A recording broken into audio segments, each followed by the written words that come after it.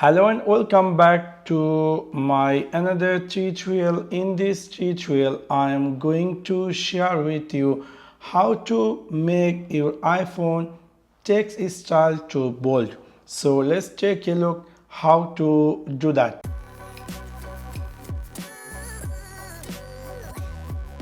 You might be recently bought this iPhone 15 and you are wondering how to make a bold text. In order to do that, it's really very easy and simple. You need to click in your iPhone settings section. After click over there, you need to scroll down and then you need to click here display and brightness. From here, if you decide to turn on bold text, you can simply turn on.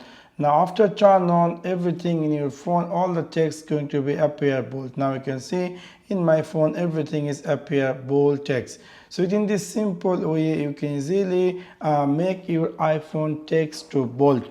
Now you might be want to turn off bold text. So for that you need to go again in your iPhone 15 settings section. After click over there and you scroll down and then you will find here display and brightness. After click over display and brightness, you can simply turn that off. So in this simple way you can easily turn on bold text in your iPhone 15. So that's for now. Thanks for watching my video. See you next one. Peace.